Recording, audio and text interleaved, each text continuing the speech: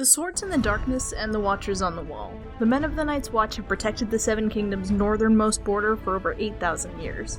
While they aren't a house at all, but a military organization, the brothers took a lifelong oath, training, eating, and housing together, that they're kinda like a family. Now, if it sounds like I'm grasping at straws to justify putting them in a series about the 9 great houses of Westeros, that's because I totally am. Anyways, thousands of years ago, during the Age of Heroes, a great darkness fell across Westeros. The Long Night as we know it now brought about a cold famine and, even worse, the Others. Beings that were seemingly without weakness, and that could reanimate the dead. Desperate at the thought of facing their extinction from these creatures, a group of Northerners banded together to form the Night's Watch, and they pushed as hard as they could to get the Others out of their northern territory. This was later known as the Battle of the Dawn, as it was said that merely hours later the sun rose again, many of the young men fighting seeing sunlight for the first time in their lives. In order to prevent another attack, Bran the Builder constructed the wall, and the Night's Watch pledged themselves to forever maintain and arm it. A group united with one enemy and one purpose: to protect the realm of the living. Now, until just recently, the Others were never seen or heard from again for thousands of years, with one exception. Years later, a fearless Stark warrior descended from Bran the Builder himself was named the 13th Lord Commander of the Night's Watch. Now, it's unclear what took place, but the legend goes that while ranging out beyond the wall, he found and fell in love with a woman with blue eyes and skin as cold as ice. They shared a night together, and it was said that she took his soul. He returned to the wall, declaring that he was no longer the Lord Commander, but now the King of the Night's Watch, and named this mysterious new woman his queen.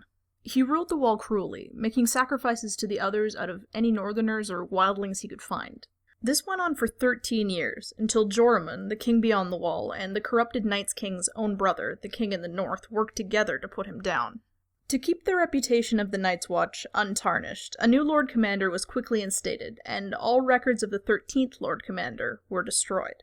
His name was forbidden, and so got lost in time, but it was rumored that both like his ancestor, and the young boy that he would become an ancestor to, his name was Brandon.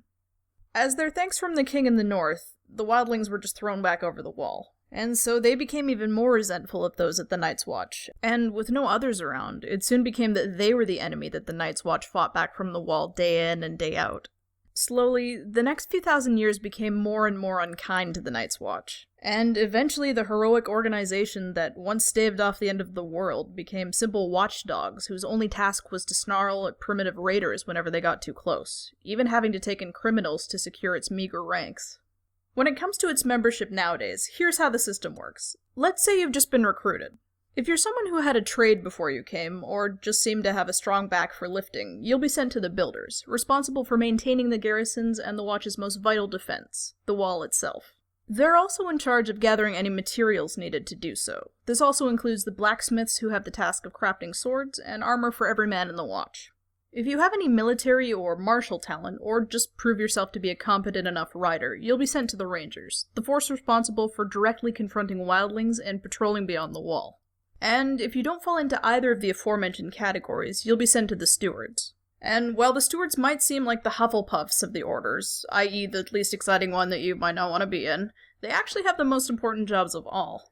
Stewards are responsible for almost every vital service you can think of, gathering food for everyone by either hunting or farming, taking care of the livestock, cooking meals, making clothing, trading and communicating with the South, and even squiring for the commanders. In other words, the Stewards make it so the entirety of the Night's Watch can actually function.